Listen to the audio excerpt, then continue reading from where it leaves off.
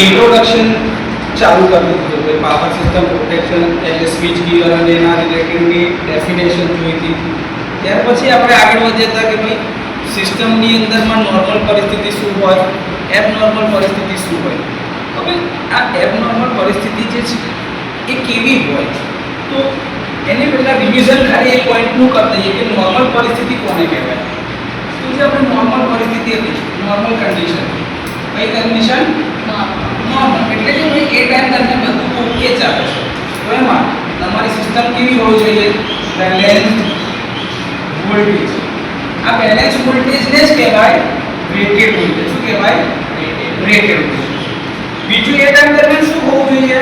તો કે ભાઈ કરંટ કાં તો રેટેડ કાં એના કરતા ઓછો, લેસ ધેન ધેટ, એટલે કે એના કરતા ઓછો હોય કરંટ, તો બી એ સારી કન્ડિશન, હેલ્ધી કન્ડિશન કહી શકાય.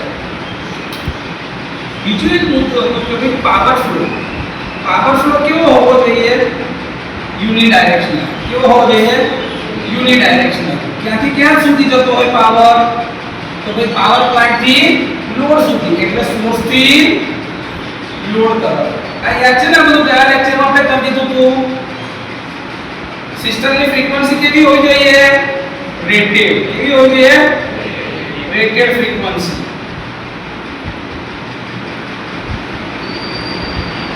લૂઝ કનેક્શન ના હોવા જોઈએ. લૂઝ કનેક્શન ના હોવા જોઈએ. એટલે કે કનેક્શન કેવા હોવા જોઈએ? ટાઈટ. બરોબર છે? આની જગ્યા પર હું આ મુદ્દાને આવી રીતે લખી શકું છું કે આનો મતલબ એવો થાય ટાઈટ કનેક્શન. આ ટાઈટ કનેક્શનની જગ્યા પર તમે એવું કહો કે ભાઈ એપ્રોપ્રિએટ કનેક્શન, એટલે કે ચોક્કસ જોડાણ હોવા જોઈએ કે ભાઈ જેનું કનેક્શન જેની સાથે છે એવું જ એમાં હોવું જોઈએ. આની સાથે સાથે ત્રણ ફેઝની અંદરમાં જે લોડ લાગેલો હોય એ બી કેવો હોવો જોઈએ? બેલેન્સ. કેવો હોવો જોઈએ? બીજું કે ઓવરલોડિંગ ના થવું જોઈએ. શું ના થવું જોઈએ? ઓવરલોડિંગ ના થવું જોઈએ. હવે એટલે કે કેવું હોવું જોઈએ? એનો મતલબ કે ભાઈ આ છે ને એ બેલેન્સ લોડિંગ હોવું જોઈએ. બેલેન્સ લોડિંગ ઇન સિસ્ટમ કેટલા ફેઝની છે? 3 ફેઝની. એટલે કે ત્રણ ફેઝમાં ઇન 3 ફેઝ. કોઈ બી ફેઝમાં એક ફેઝમાં ધારો કે 50 એમ્પિયર હોય, એકમાં 5 એમ્પિયર હોય, એકમાં 2 એમ્પિયર હોય, તો એ બધું ચાલે નહીં. બેલેન્સ લોડિંગ એટલે 50 49.9 48.2 તો લગભગ બેલેન્સની નજીક છે. પણ 50 50 ને 50 ત્રણ ફેઝમાં રેટેડ કરંટ જઈ રહ્યો છે, તો એને કહેવાય બેલેન્સ લોડિંગ કન્ડિશન. શું કહેવાય? બીજું કે વોલ્ટેજની અંદરમાં વધઘટ થઈ શકે, કરંટની અંદરમાં વધઘટ થઈ શકે, પાવરમાં વધઘટ થઈ શકે છે. તો એના ઓપરેશનના ગાઈડ આપેલા છે. એના એક નિયમ છે કે ભાઈ આટલો વધારે હોય કાં તો આટલું ઓછું હોય તો ચાલી શકે. જેમ કે આપણે વોલ્ટેજ માટે શું કહીએ? ±5% ±10%. એટલું વેરિએશન ટોલરન્સ લિમિટમાં હોય તો ચાલે. બાકી એટલું વેરિએશન ના હોય તો એ સારું કહેવાય. આપણે જોઈએ શું છે? Rated voltage. પણ અમુક હદથી થોડાક વધતા ઘટતા હોય, પ્લસ માઇનસ હોય તો ચાલી જાય. આ કેવી કન્ડિશન છે? Healthy condition. કેવી કન્ડિશન છે? એટલે કે આપણને આવું જોઈએ. આવું હોય તો સિસ્ટમમાં કોઈ ફોલ્ટ થયો, સિસ્ટમ કમ્પ્લીટ ચાલ્યા કરે છે. તમે રોજે આયા કરો છો એનો મતલબ શું? કે તમે બીમાર નથી, તો તમે કેવા છો? હેલ્ધી, એટલે કે તંદુરસ્ત છો. અને દરેક માણસને શું જોઈએ? હેલ્ધી રહેવું ગમે. કોઈને બીમાર પડવું ગમે છે? એટલા માટે સિસ્ટમની હેલ્ધી હોય તો સિસ્ટમમાં કોઈ જાતનો ફોલ્ટ થતો અને સિસ્ટમમાં આપણે આવું હોવું જોઈએ એવું આપણે દર વખતે કહીએ છીએ. પણ શું 365 દિવસ 24 કલાક આવું શક્ય બને ખરું? ના. કેમ ના થાય આવું?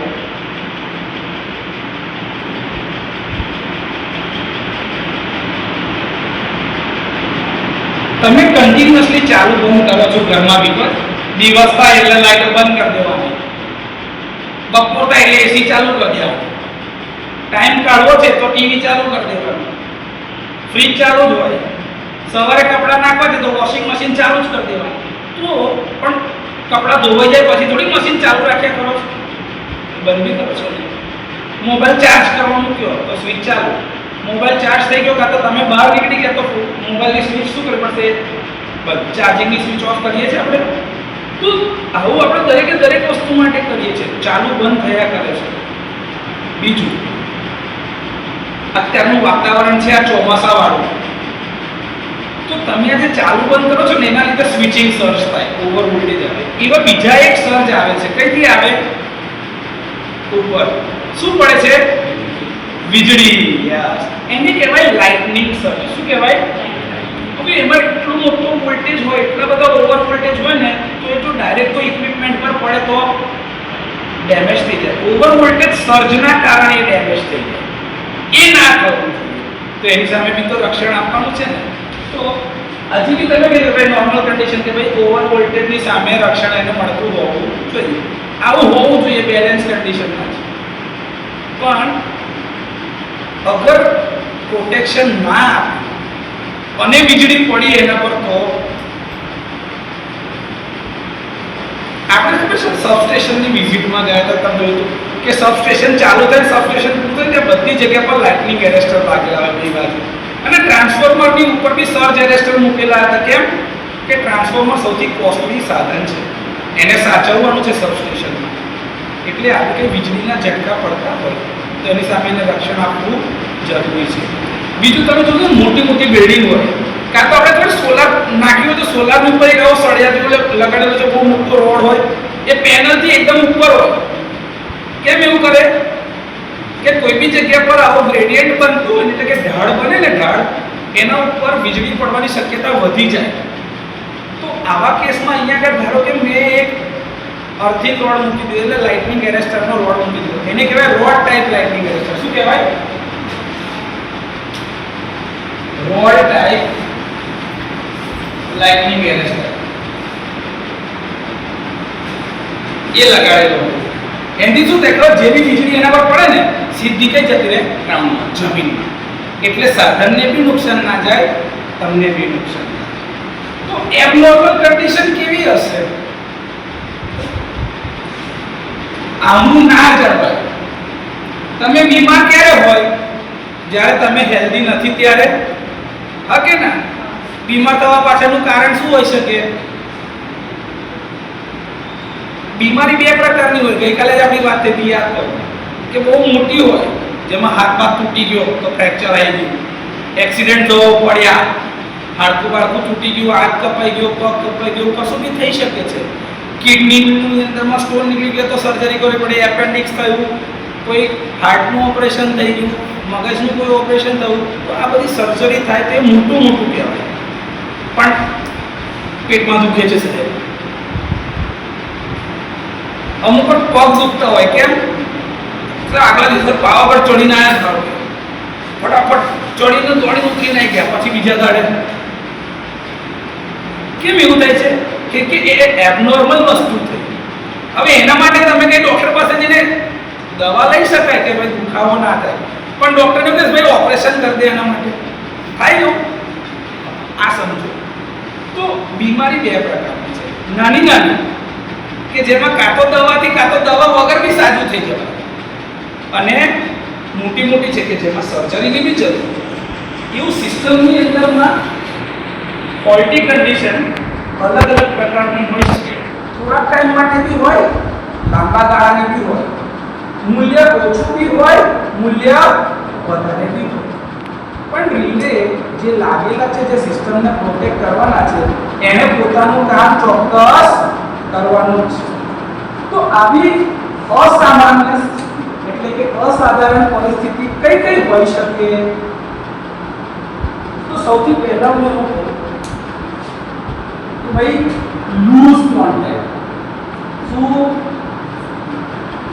ઢીલા જોડાણ હોય તો કોન્ટેક્ટ એકબીજાને અડકતો જ ના હોય, તો આ બેની વચ્ચે ધારો કે સ્પેસ હોય, વચ્ચે હવા હોય, તો હવાનું આયનીકરણ થાય અને ઇલેક્ટ્રોન અહીંથી અહીંયા કૂદવાની જ કોશિશ કરતો હોય, અને એ આયનીકરણ થયેલું હોય ને બેની વચ્ચે, એટલે તે એટલી નાની જગ્યામાં શું થાય સ્પાર્ક થાય, આર્કિંગ થાય, નાનું. એ શેના લીધે થયું ભાઈ? કનેક્શન લૂઝ છે, છૂટું છે એટલા માટે. તો આની અંદરમાં કઈ બહુ મોટું કામ કરવું પડશે ખરું? શું કરાય? કનેક્શન ટાઈટ કરી દેવાના, એટલે કે ઢીલા જોડાણ હોવા જોઈએ. તો આ તમને પેલું પેટમાં દુખે છે એના જેવું જ છે ને. પણ આ એક અસામાન્ય સ્થિતિ કહેવાય. આમાં કોઈ સર્જરીની એટલે કોઈ મોટા ઓપરેશનની જરૂર પડતી, પણ તમે આના પર ધ્યાન ના આપો તો આના પર ધારો કે તમે ધ્યાન ના આપો તો ધીરે ધીરે આગના જે બહુ સ્પાર્ક મોટો થતો જાય. પછી શું થાય ખબર છે? એની આજુબાજુ કાર્બન જમા થતો જાય, એટલે કોન્ટેક્ટ ધીરે ધીરે બગડતો જશે, ખરાબ થાય. પછી કોન્ટેક્ટ લાગે જ ના, એટલે શું થઈ ગયું? Open circuit. શું થઈ ગયું? પછી તમે પાવર ગમે તેટલો પાવર જતો જ નથી. તમે અહીંયા આગળ તો પાવર જ ના આવતો, તો તમે પેલા નહીં અટકી જાવ તો તમને શું લાગે? શોક. કેમ? કે ભાઈ તો પાવર ચાલુ છે. આવું થઈ શકે છે. આના ઉપર ધ્યાન ના આપીએ તો. એટલે આવું કઈ બી નાનું સ્પાર્કિંગ દેખાય તો બધા શું કરે? ભાઈ પાવર બંધ કર જરા, નટ બોલ્ટ ટાઈટ કર દો જરા. કેમ? પછી આપણે લગ લાગેલા ને ખેંચી જોઈએ વાયર. કેમ ખેંચી જોઈએ છે? ઢીલા છે કે નથી એવું ચેક કરીએ છીએ ને આપણે, એટલે કરીએ છીએ. કેમ? ઢીલા હશે તો સ્પાર્ક થશે તો એ ધીરે ધીરે મોટી આગ લાગવાની શક્યતાઓ રહેલી છે. એવું ના થાય એટલા માટે આપણે સાચવવાનું છે. સમજ્યા? તો આ પરિસ્થિતિ એમ બહુ નાની છે, પણ ધ્યાન ના આપીએ તો મોટી બી થઈ શકે છે. એટલે આવા ફોલ્ટમાં થોડું સાચવવાનું છે. ઓકે, બીજી આગળ વાત. સર લૂઝ કોન્ટેક્ટ હું સમજી ગયો. હવે ધારો કે કોઈ કંડક્ટર બ્રેક થઈ ગયો, કોઈ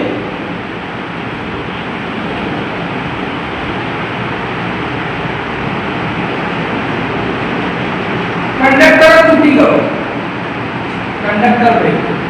તમારી ચોપડી લખી છે બ્રોકન કંડક્ટર, એટલે ઓપન સર્કિટ થઈ ગયું. મેં કંડક્ટર બ્રેક થઈ ગયો લખ્યું, ચાલે? ઓકે.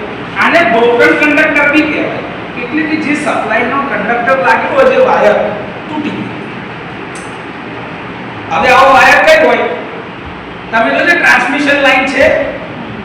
ટ્રાન્સમિશન લાઈન તો કેટલું મોટું નેટવર્ક છે, કે પાવર પ્લાન્ટ થી લઈને ડિસ્ટ્રીબ્યુશન આપણા ઘર સુધી પાવર લાવવા માટે આવી લાઈનો જ હોય છે ને. અને બધી લાઈનો કેવી હોય? વાતાવરણમાં ખુલ્લી. એના ઉપર તડકાની અસર થાય, ભેજની અસર થાય, વાતાવરણના વરસાદની અસર થાય, મોઇસ્ચર, ધૂળ, પછી આ કાર્બન જે ધુમાડો થતો હોય તો ધુમાડાના બી તો અણુઓ હોય ને, એ બધું એના પર જમા થાય. એના લીધે શું થાય કે એની સ્ટ્રેન્થ તો એ કેસમાં જે એના પર સ્ટ્રેસ વધારે આવે તો કંડક્ટર કોઈ કારણથી તૂટી જાય. ધારો કે બહુ વજનદાર ઝાડ પડી ગયું તો કંડક્ટર કોઈ વાયર તૂટી નીચે પડે છે. તો એવા ફોલ્ટ તમારા ઓવરહેડ ટ્રાન્સમિશન લાઈન અથવા તો ફીડરમાં થઈ શકે છે. હવે આની અંદર સાહેબ તરત સપ્લાય બંધ કરવો પડે અને છેડા જોડવા પડે. ધારો કે તમે તરત નથી જોડી રહ્યા તો કોનું નુકસાન છે? જીવી. કેમ? તમે છેડો જોડતા નથી તો જે છેડો ખુલ્લો છે તેથી પેલાના ઘર લગી પાવર જતો બંધ થઈ ગયો. પાવર જતો બંધ થઈ ગયો એટલે પેલું મીટર ફરતું બંધ થઈ ગયું. તો મીટરનું રીડિંગ હવે આવશે નહીં. તો તમે પાવર તો લઈ જ રહ્યા છો, પણ એ કન્વર્ટ નહીં થઈ ગયું. જેના તમને પૈસા મળી રહ્યા છે, પૈસા જ નહીં આવી રહ્યા, તો એ પાવરનું શું થાય? લોસ. એટલે એ નુકસાન કોને સહન કરવું પડે? GB company. તમને એવું લાગે છે ને કે આ જીબી વાળા કે 24 કલાકની અંદરમાં પાવર મોટા ફોલ્ટને સોલ્વ કરી દેવાના જ છે. આવો ઓનલાઈન કમ્પ્લેન્ટ ડીજીવીસીએલ પર બધામાં કેમ ચાલે છે? તમારા ફાયદા માટે છે કે તમારો ફાયદો કે ભાઈ ગ્રાહકને 24 કલાક વીજળી મળી રહે સતત. પણ અલા ગ્રાહકને નહીં મળે તો નુકસાન કંપનીને થઈ રહ્યું છે, કેમ કે કંપની તો જેટકો પાસેથી લઈ જ રહી છે પાવર. એને તો જેટકોને પૈસા આવવાના જ છે. તો તમે નહીં આવો તો એને પોતાના ખિસ્સામાંથી આવવા પડશે. પણ એને તો પૈસા ચૂકવવાના છે. તમે કેટલા પૈસા આપશો? જેટલો તમે વાપર્યો હશે. હવે ફોલ્ટ થઈ તો તાતે પાવર જ નહીં, પણ અહીંથી પાવર લીક થઈ જશે. આ પાવર તો વેસ્ટ જ જઈ રહ્યો છે. આ વેસ્ટેજના પૈસા કોને આપવાના? જીબી આપશે કોને? જેટ. એટલે બધી કંપની એક જ અંડરમાં આવે છે, પણ તો એના પૈસા તો ચૂકવવા જ પડે, બિલિંગ તો કરવું જ પડે. તો એ નુકસાન એનું છે ના થાય એટલા માટે આઈને જલ્દીથી જલ્દી ફોલ્ટ સોલ્વ. તો આ તો થઈ ગયું કંડક્ટર. સાહેબ અંડરગ્રાઉન્ડ કેબલ નાખેલા હોય તો એ કેબલમાં બી ફોલ્ટ થઈ શકે. તો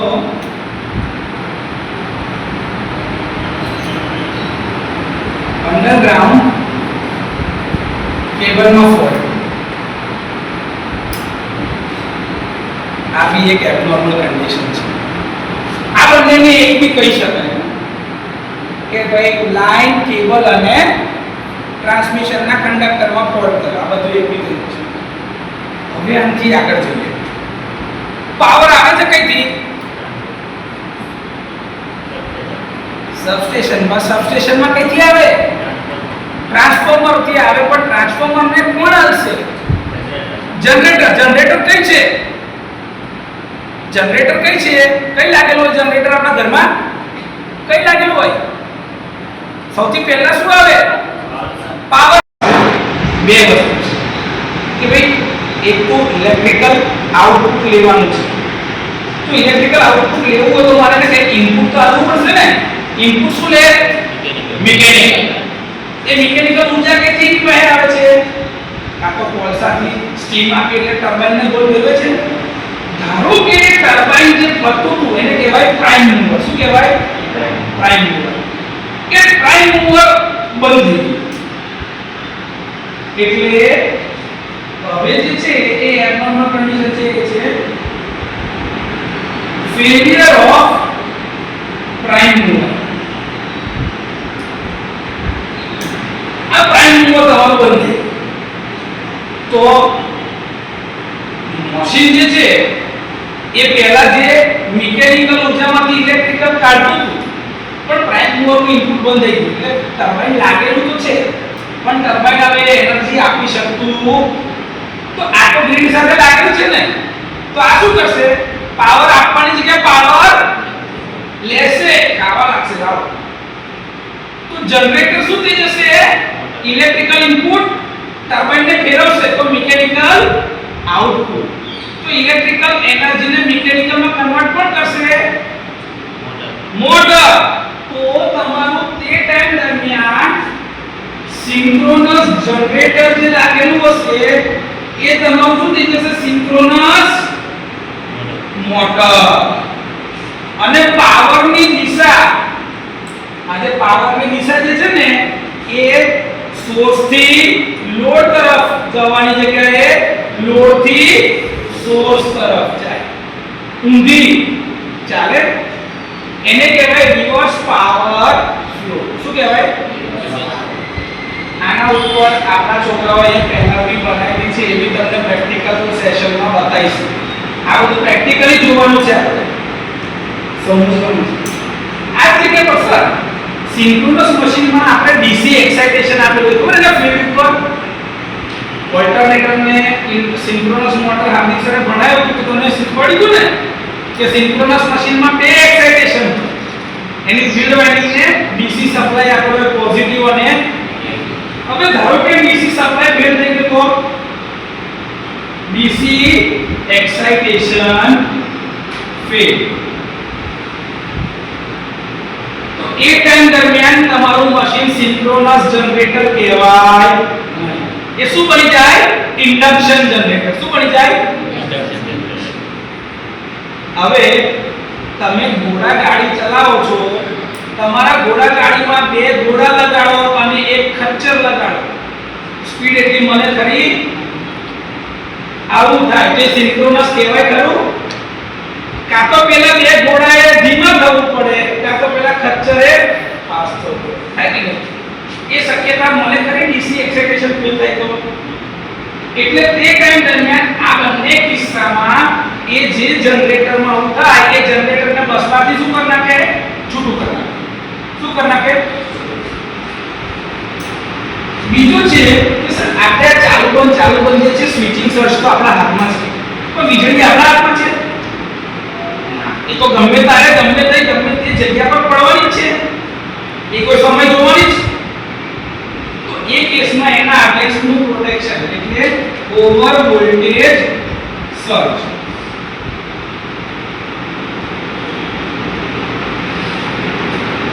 આ કોના લીધે થશે? લાઇટનિંગ ના લીધે. કોના લીધે? એટલે કે વીજળીના લીધે સર્જ થશે.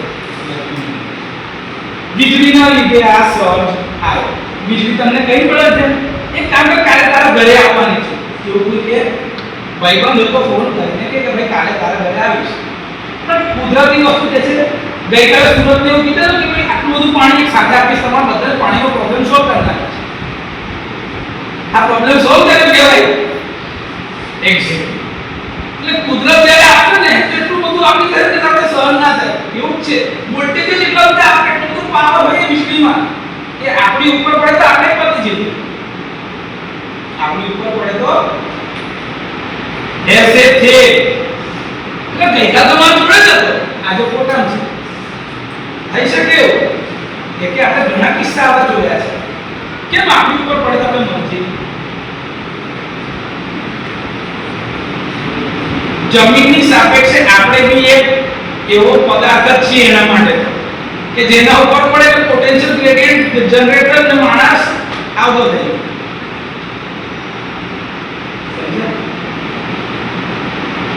આ બધી બહુ અલગ અલગ થિયરી છે. આમાં લાઇટનિંગ સ્ટ્રાઇક જે છે એ બે પ્રકારના હોય. એક ટાઈપનો સ્ટ્રોક અને બી ટાઈપનો સ્ટ્રોક. એમાં ડાયરેક્ટ અને ઇનડાયરેક્ટ સ્ટ્રોક એવું બધું આવશે, પણ એ તમારા સિલેબસમાં અત્યારે નથી, તો આપણે એની ડિસ્કશન હમણાં કરતા નથી. આ તમારી એબનોર્મલ કન્ડિશન. શું કહેવાય? એબનોર્મલ કન્ડિશન છે.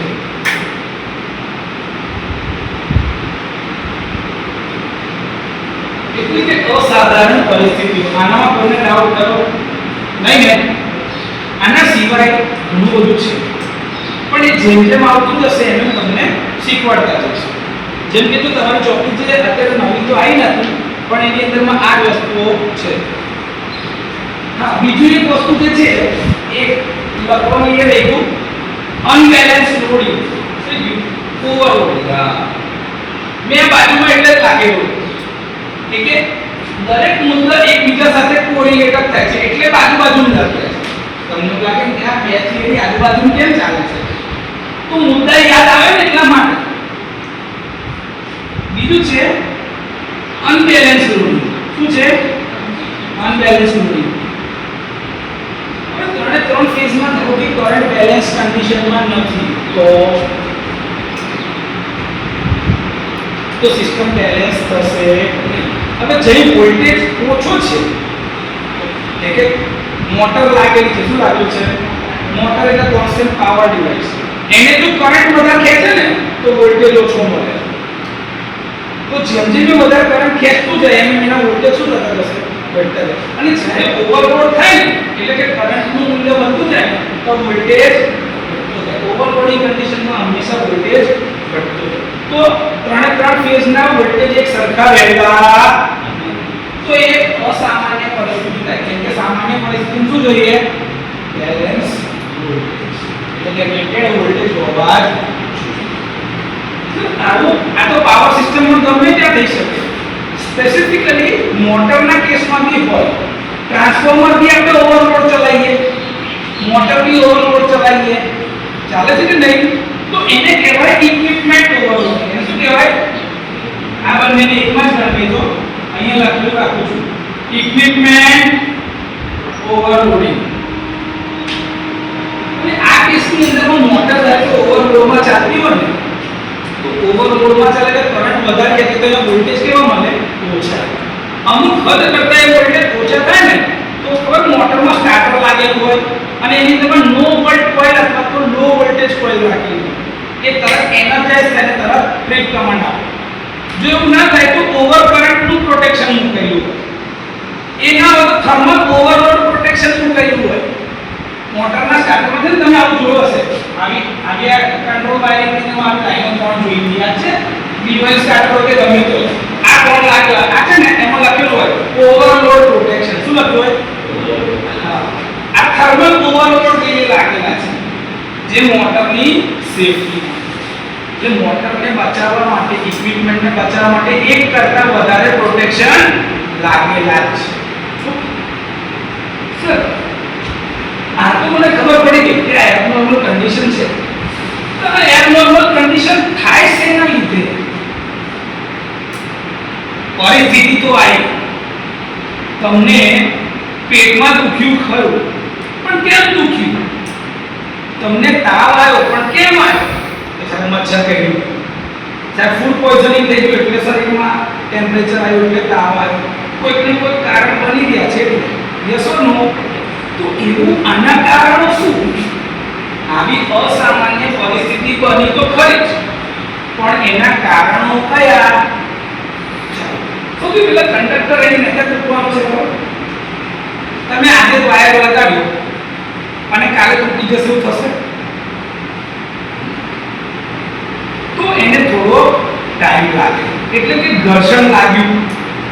ઘર્ષણ લાગ્યું મતલબ કે એજિંગ થયું કહેવાય, ગયડું થયું ને. તમે જન્મ્યા તો તમે તો ઘૂંટણથી જ ચાલતા હતા, નાના હતા તો તે ટાઈમે તમને ઘૂંટણ ઘસાઈ જતો હતો.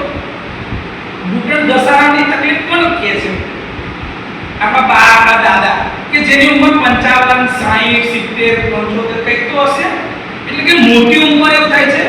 બસ કંડક્ટરમાં બી એવું છે કે કન્ટિન્યુઅસલી વર્ષોના વર્ષો લાઈન એકવાર ચાલુ કરી પછી તો જઈ લગી કે કંડક્ટર નહીં તૂટ્યો તો લગીને સર્વિસમાં જ હતો.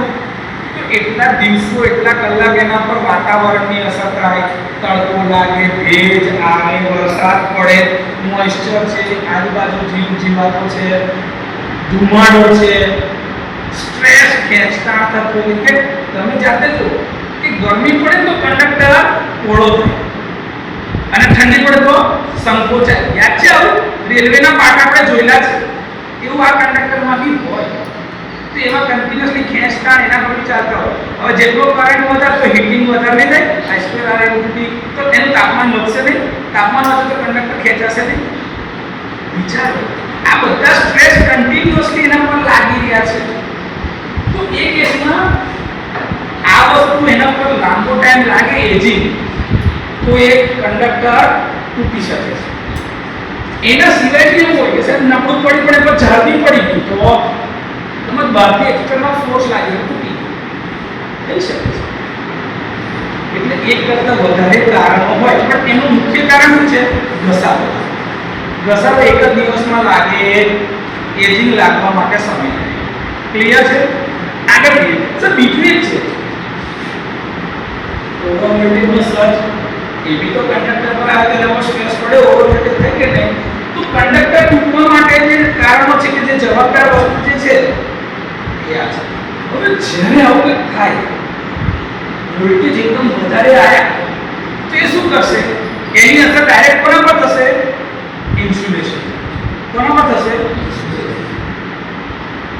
આ વોલ્ટેજના જે બી સ્ટ્રેસ આવે ને એ સીધા ઇન્સ્યુલેશન ખરાબ કરે. ડાયરેક્ટ તો શોર્ટ સર્કિટ નહીં થાય ને યાર. શોર્ટ સર્કિટ એવી રીતે થશે, ઇન્સ્યુલેશન તો પીગળશે, કાં તો ઇન્સ્યુલેશન ખરાબ થશે તો જ એવું થશે શોર્ટ સર્કિટ બાકી થાય. તો એ ઇન્સ્યુલેશનની ઉપર આ voltage surge, continuous equipment working કન્ડિશનના જે સ્ટ્રેસીસ છે એ અને એજિંગની અસર, આ બધાના કારણે શું ખરાબ થશે? ઇન્સ્યુલેશન. હવે ઇન્સ્યુલેશન બેની વચ્ચેનું ખરાબ થાય તો આપણને શું થઈ શકે છે? શોર્ટ સર્કિટ થાય છે. સમજાય છે? હવે બેસિક વસ્તુ ધ્યાન પર રાખશો ને તો ધીરે ધીરે ખબર પડવા લાગશે. તો આવું થવાના કારણની વાત કરીએ છીએ. આ એક નવી થિયરી આપણે વાત કરી રહ્યા છે કે આવું થવાના કારણો કયા? એમને થઈ જશે. બીજું એક મસ્ત સર, આ ઓવરહેડ લાઈન ધારો કે જઈ રહી છે, હવે ચામાચીડાનું ઉડતું આવ્યું, ત્યાં ભેજને મળતી ગયું તો લાઈન તો લાઈન ફોલ્ટ. હવે એ ટાઈમે શું થાય? ઓપરેટર બ્રેકર ખોલી એટલે ડીએનએસ થયું તો પેલું ચોટેલું ચામાચીડું ડૂમનું નીચે પડ્યું. Fault clear. પાછું પેલો લગાડશે થાય છે ને આવું. તમારો કંડક્ટર હવે ધારો કે તમારો ટાવર જે છે એ જંગલવાળા વિસ્તારમાં કે ગમે તે છે ને, તો ત્યાં આગળ જે સાપોલું નહીં, કંડક્ટરની ઉપર થઈને આ ફેઝ ઉપર જતું છે, આ ફેઝ પરથી પાછો વાય ફેઝ પર બી જતું છે. તો આર અને વાય અને ગ્રાઉન્ડ એનું પૂછવું તૈયાર થઈ ગયું તો શોર્ટ સર્કિટ. તો double line to ground fault. આ બધા હવે સાથે તમે એવું કહેવા જશો ભાઈ ના તો તમે ડેન્જરની સાઈન મારશો, પણ એક મને ખબર પડશે માણસને વાંદરું બેઠે વાંદરાને ખબર પડશે તો ડેન્જર છે હવે ના જવાય, એને ના ખબર પડે. ગાય ભેંસને ખબર પડે કે આવા મોટા મોટા ટાવરની નીચે ચરવા ના જવાય. ગમે તે થઈ શકે છે ભાઈ, એટલા સ્ટ્રોંગ મેગ્નેટિઝમની અસરના લીધે એના પર ગમે તે રેડિયોએક્ટિવ ઇલેક્ટ્રોમેગ્નેટિક ઇન્ડક્શનની કોઈ બી આડઅસર એના ઉપર આવી શકે છે.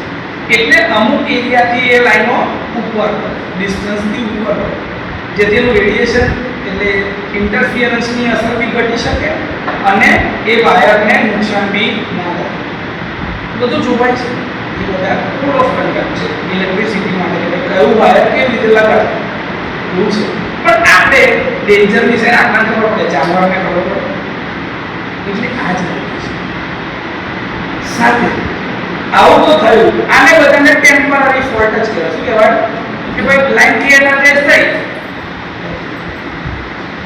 આવું તમારી ઉપર ટાવર ટ્રાન્સમિશન લાઈનમાં થયું, પણ સાહેબ અંડરગ્રાઉન્ડ કેબલમાં હવે કેબલની અંદરમાં કેબલની ટ્રેન જોઈ મોટી, એમાં ધારો કે ઉંદેડો ઘૂસી ગયો અને એને પોતે નાખ્યું ઇન્સ્યુલેશન. એમ તો પ્લાસ્ટિક જ છે, પીવીસી નું જે ઇન્સ્યુલેશન છે એ તો કાપી નાખ્યું.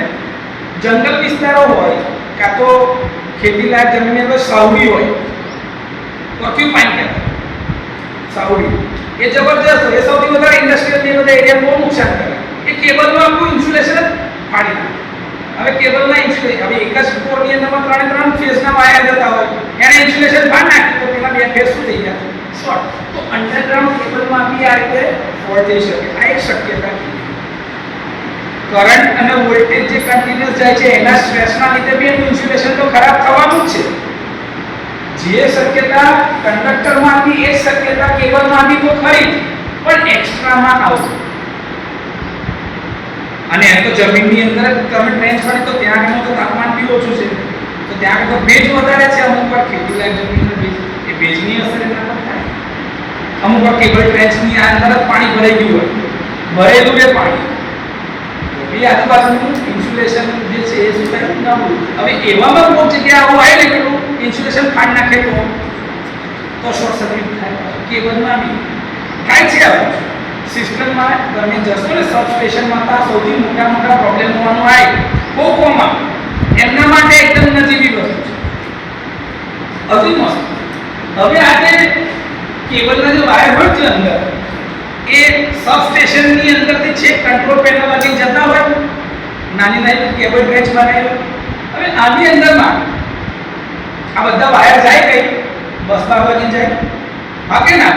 હવે આ બસ બાર લગી જતા ધારો કે અંદર કેબલ ટ્રેચમાં સાપ જતો, કાં તો ગરોળી, કાં તો ઉંદેડા, કઈ બી અંદર ગયું અને બસ બાર બધે ચોટી ગયું કંટ્રોલ પેનલમાં, તો કઈ તો શોર્ટ થશે ને.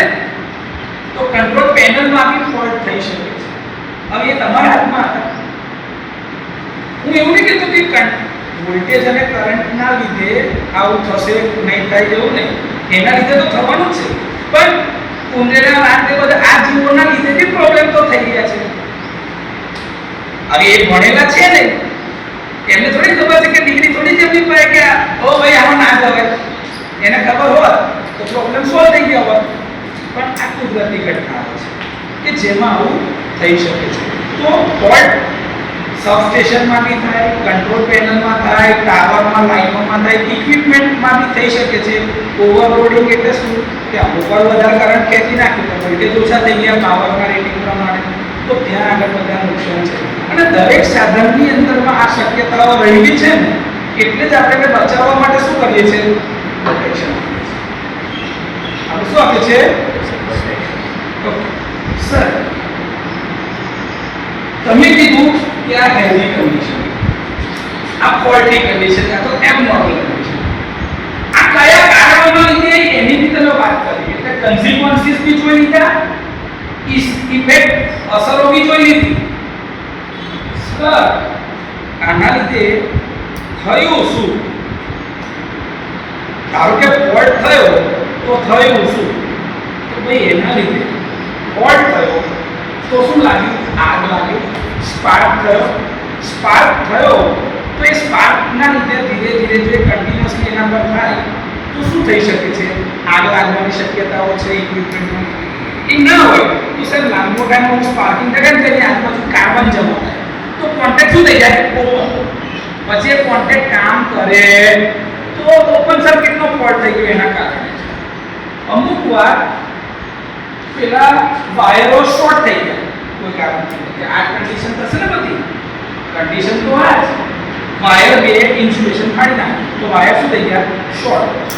તો શું થયો? Fault, short circuit. પેલો શું થયું? કોન્ટેક્ટ ના લાગે એટલે શું થઈ ગયું?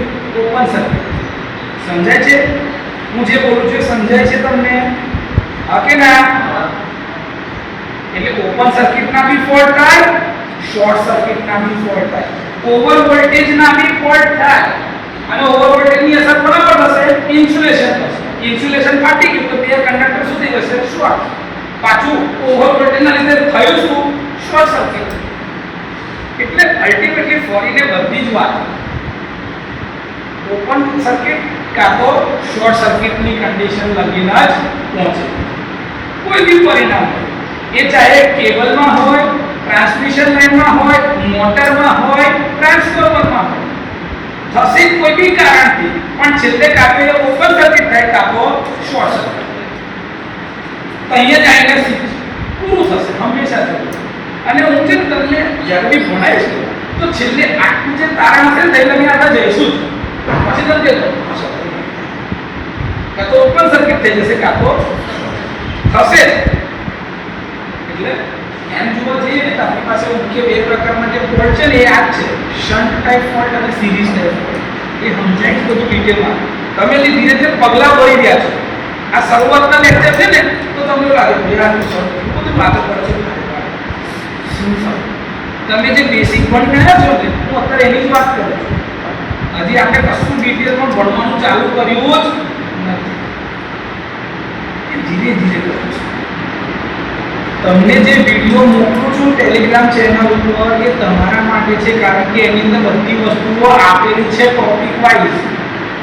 તમે એને રિફર કરજો અને તમારી પોતાની નોટ લખતા રહેજો કે જીપીયુ નું આ સબ્જેક્ટનું રિઝલ્ટ સૌથી ઓછું આવે છે. જે બધા સબ્જેક્ટનું રિઝલ્ટ 75% 80% આવે છે ને તો અહીંનું રિઝલ્ટ 48%, 52% એવું જ આવે છે. હવે જે છોકરા પેલામાં પાસ થઈ શકતા હોય આમાં બી તો પાસ થઈ શકે છે ને, તો કેમ નહીં થઈ શકતા? કે આમાં યાદ બહુ જ રાખવાનું છે, સમજણની બહુ જ જરૂરિયાત છે અને બહુ જ લાંબો સિલેબસ છે. બરાબર છે? આટલું લખી નાખો. તમે જોયું એ હતા નોર્મલ કન્ડિશન, ફોલ્ટી કન્ડિશન અથવા તો એબનોર્મલ કન્ડિશન. એ એબનોર્મલ કન્ડિશન કોના કારણે આવી? હવે સર આટલી મોટી સિસ્ટમ છે, કઈ કઈ જગ્યા પર કેટલા કેટલા ફોલ્ટ થતા હશે એ બી તો જોવું પડશે ને. તો હવે આવશે કયા ઇક્વિપમેન્ટમાં કેટલા પર્સન્ટેજ ફોલ્ટ થઈ શકે. તો સૌથી મોટું નેટવર્ક તમારી પાસે કયું છે? ટ્રાન્સમિશન લાઇન અને ફીડર. ઓકે ના? ઓકે. તો સૌથી પહેલો હીરો આપણને છે જે ટ્રાન્સમિશન લાઇન. કોણ છે? ટ્રાન્સમિશન લાઇન અથવા તો ફીડર. કુલ 100% જે ફોલ્ટ થતા હશે ને એના 50% ફોલ્ટ આમાં થાય. એટલે 10 માંથી 50 ફોલ્ટ ટ્રાન્સમિશન લાઇનના જ હોય. ટ્રાન્સમિશન લાઇનના. એના પછી એનો કોઈ અંડરગ્રાઉન્ડ કેબલ કોણ આવશે? અંડરગ્રાઉન્ડ કેબલ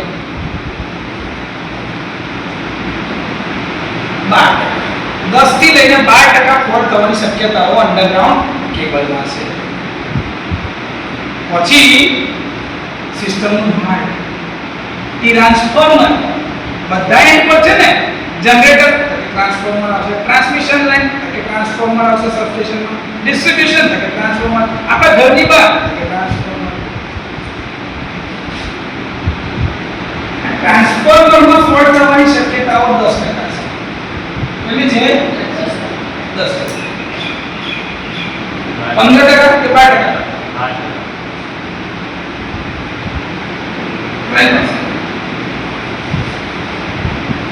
ટ્રાન્સફોર્મર આ આંકડા છે ને 2% આમ કે આમાં કોઈ એસા એટલો મોટો ડિફરન્સ નહીં થઈ જાય, પણ તમને ખબર હોવી જોઈએ. હવે આવો આંકડો બી તમારે ચોપડીના માનમાં જ આવું લખવું પડે, બાકી એ તો 10% કે 12% તમે આમ તેમ કહેશો કે વેરિએશન આયા કરે ટેકનોલોજીના કારણે કે ભાઈ કોઈ સાધન વધારે સારું થઈ ગયું, એનું રેટિંગ વધારે ઊંચું છે તો ફોલ્ટની શક્યતાઓ ઘટતી જાય.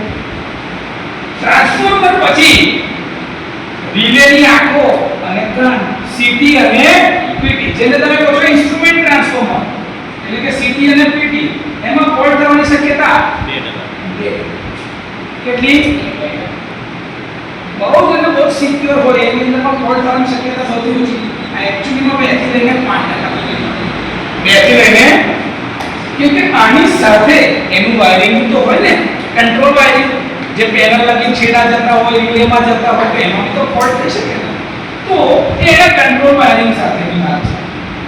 કંટ્રોલ પેનલ્સ એન્ડ વાયરિંગ એની અંદર 3% લખેલા છે. એની અંદર કેટલા છે? 3%. પણ મેં ઓવરઓલ 2 થી 5% આપી દીધું તો ચાલે? ચાલે ને? 2% કાઢી કે નાખો તો 5%, કોઈ ફરક નહીં પડતો. આ 2% છે અને આ 3% છે, બંનેનો સરવાળો બંધો 5% નથી. આના સિવાય મોટર, જનરેટર એ બધા સાધનો તો છે ને, બસ બાર, આઇસોલેટર, બ્રેકર, આ બધા નથી, એમાં બી ફોલ્ટ થવાની શક્યતાઓ રહી છે. તો અધર ઇક્વિપમેન્ટ શું લખાય? અધર ઇક્વિપમેન્ટ્સ. કેટલા ટકા છે? 15%. એ તો મિસલેનિયસ છે, અન્ય. પણ આ બધી જ વસ્તુઓ છે ને એને કોઈ ધ્યાનમાં લેતું નથી, એને સીધું આની સાથે લિંક કરી દેવાય છે કેમ કે કોઈની જોડે લાગેલા છે. આ શક્યતાઓ તમારી મિસલેનિયસમાં છે 3% માં જાય, જેમાં બધું જાય એ પાવર સિસ્ટમનો ભાગ છે ને ભાઈ. હવે ધારો કે વેવ ટ્રેપ ખરાબ થાય કે ભાઈ આ લાઈનનું વેવ ટ્રેપ અથવા એસએસ નું વેવ ટ્રેપ ખરાબ થયું છે, તે પર્સન્ટેજ એમાં જતા રહે. ઓવરઓલ સરવાળો તમે જ્યારે બી કરવા બેસો તે 100% પર પહોંચે છે. 3 ને 5 8, 8 ને 12 20, 20 ને 50 70, 70 ને 12 82. બીજા કોઈ કહી દો 15% કોનો રહી ગયો? સ્વિચ ગિયર એટલે આના 15% આના. આ સ્વિચ ગિયર અધર ઇક્વિપમેન્ટ છે. અને બીજા અન્ય ફોલ્ટ જેને મિસલેનિયસ કહે છે, કહેવાય મિસલેનિયસ. નાના મોટા ફોલ્ટ 3% માં આવી ગયા. 8%. લે ભાઈ 8% લઈએ. એની અંદરમાં કમ્યુનિકેશનના સિગ્નલ જતા હોય, વેવ ટ્રેપ હોય, લાઇટનિંગ એરેસ્ટર, સર્જ એરેસ્ટર જે કંઈ મૂકેલા છે બધામાં જે ફોલ્ટ હશે બધું અન્યમાં જાય કે જે કોઈ કેટેગરીમાં વ્યાખ્યાયિત થઈ શકે. તો આ રીતેના ફોલ્ટના પર્સન્ટેજ છે. ટ્રાન્સમિશન લાઇનમાં 50% ફોલ્ટ થાય. હા ભાઈ 50%. તો ટ્રાન્સમિશન લાઇનમાં કયા કયા ટાઈપના ફોલ્ટ થઈ શકે? તો આ તમારી 3 ફેઝની લાઈન છે. ધારો કે આ ફેઝ ગ્રાઉન્ડ થઈ ગયો. શું થઈ ગયો? તો R Y અને B. તો આ લાઈન ટુ ગ્રાઉન્ડ ફેઝ કહેવાય, ફોલ્ટ કહેવાય. ઓકે ના? LG ટાઈપનો ફોલ્ટ થઈ શકે છે. LG ટાઈપમાં કોણ થાય? કાં તો આ ફેઝનો કંડક્ટર ગ્રાઉન્ડ થઈ જાય, Y ફેઝનો કંડક્ટર ગ્રાઉન્ડ થઈ જાય, કાં તો B ફેઝનો કંડક્ટર ગ્રાઉન્ડ થઈ શકે છે ને આવો શોર્ટ થઈને. તો આ એક ટાઈપનો LG ફોલ્ટ. શું કહેવાય? LG fault. શું કહેવાય? આ થવાની શક્યતાઓ 85% છે. મેં તમને કીધું ધારો કે ટાવર છે, ટાવર તો જમીનમાં રાખેલો છે એટલે ગ્રાઉન્ડ છે, ઉપરથી આ ફેઝનો વાયર જાય છે સાપોલી વાળું ટાવર ને અટક્યું છે ને આ પ્લસ ને અટક્યું શોર્ટ તો એ શું કયો ફોલ્ટ થઈ ગયો એલજી ફોલ્ટ શું થઈ ગયો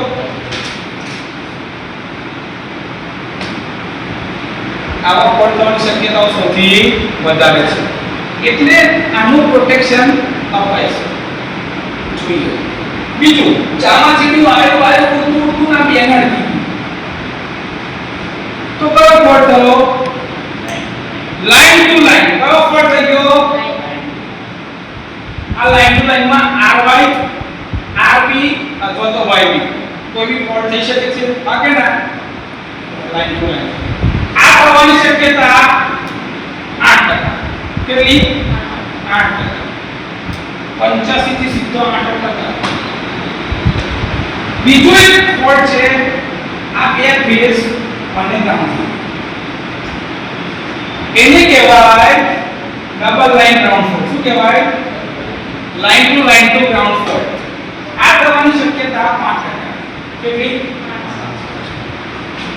અને સૌથી વધારે જે ફોલ્ટ થઈ શકે એવો કયો છે જેનું મેગ્નીટ્યુડ સૌથી વધારે છે ત્રણ ફેઝ શોર્ટ થઈ ગયા આને કહેવાય ટ્રિપલ એલ શું કહેવાય ટ્રિપલ એલ અથવા તો ટ્રિપલ LG આ શક્યતાઓ કેટલી છે 2 બહુ જ ઓછી છે આ શક્યતા પણ કરંટનું મૂલ્ય સૌથી વધારે આમાં હોય કેમ ત્રણ ફેઝ શોર્ટ થઈ તો 50 + 50 + 50 150 એમ્પિયર રેટેડ કરંટ શોર્ટ થઈ ગયો શું બોલું છું સમજો 150 એમ્પિયર રેટેડ કરંટ શોર્ટ થઈ ગયો એટલે વોલ્ટેજ એકદમ 0 ને કરંટ એકદમ આ 150 નહીં રે પછી વોલ્ટ થશે તો 150 નહીં રે એ 2000 એમ્પિયર બી થઈ જાય 800 એમ્પિયર બી થઈ જાય 400 એમ્પિયર બી થઈ જાય એ શોર્ટ સર્કિટ નું રેટિંગ કાઢવું પડે સોર્સના ઇમ્પિડન્સ ના પર આધારિત એટલે કે વોલ્ટેજ તરત શું થઈ ગયો 0 એટલે કરંટ ડેન્જરસલી હાઈ વધી જાય એવું થાય એ કેસમાં એનું મૂલ્ય બહુ જ વધી જાય તો આનું મૂલ્ય કેટલું હશે કરંટ સૌથી વધારે મેં ત્રણ એવો આપું છું કેટલા આપું છું થોડું ઓછું 2 એથી ઓછું એક આ હવે સાહેબ તમે ધારો કે 3 એરો માટે પ્રોટેક્શન આમ લીધું તો 2 એરો હટવાઈ જાય કે ના હટવાઈ જાય 3 કરતા તો નાના છે ને તો હટવાઈ જશે તો સાહેબ આ એક બી તો હટવાઈ જાય ને તો આ એકુય એરો નહીં મારે નહીં હટવાઈ જાય આ ફોલ્ટની ગણતરી સૌથી પહેલા કરવામાં આવે ડિઝાઇનમાં જ્યારે મશીનનું ડિઝાઇન થતું હોય કે ઇક્વિપમેન્ટનું ડિઝાઇન થતું હોય ને તો આની ગણતરી કરવામાં આવે અને જે પ્રોટેક્શન આપેલું હોય ને એ આના આધારે આપેલું હોય આના કરંટ એટલે સૌથી મેક્સિમમ કરંટ ઉપર પ્રોટેક્શન લઈ ગયું તો આવા નાના ફોલ્ટ થશે તો રિલે ઓપરેટ થશે કે નહીં થાય ડિટેક્ટ કરી શકે ને નહીં વાંધો હવે એક સમજો સાદી ભાષા તમારા ઘરમાં તમે એકલા સૌથી વધારે રોટલી ખાવ છો ધારો કે આ ભાઈએ કીધું હું 15 રોટલી તો એકલો ખાઈ દઉં છું તો 15 રોટલી એકલો ખાય છે બરાબર છે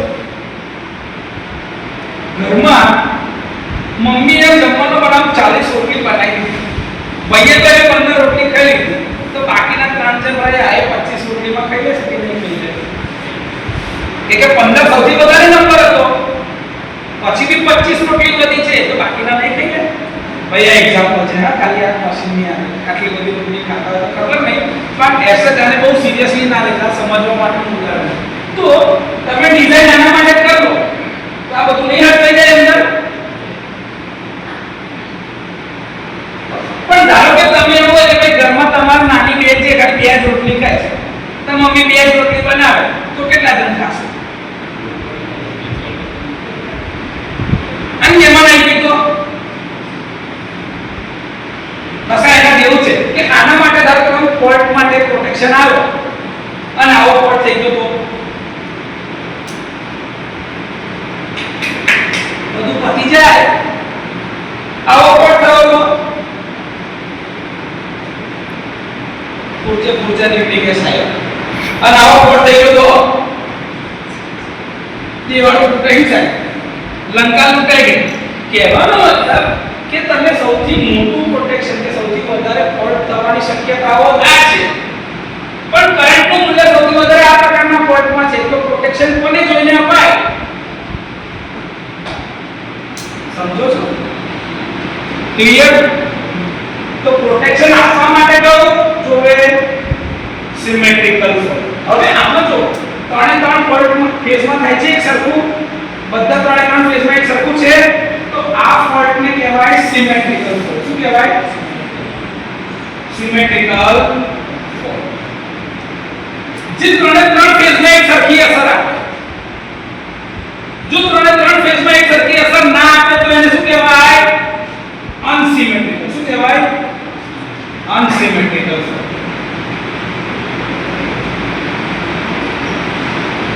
પાવર સિસ્ટમમાં ટ્રાન્સમિશન લાઇનમાં લગભગ 98% ફોલ્ટ આવા છે અનસિમેટ્રિકલ અને ફક્ત 2% ફોલ્ટ સિમેટ્રિકલ છે. પણ એ 2% ના આધારે પ્રોટેક્શન આપવામાં આવે છે. 98% ની મેતે અંદર સચવાઈ જાય છે. ક્લિયર છે? આમાં કોઈ ડાઉટ? આટલું ખબર પડી?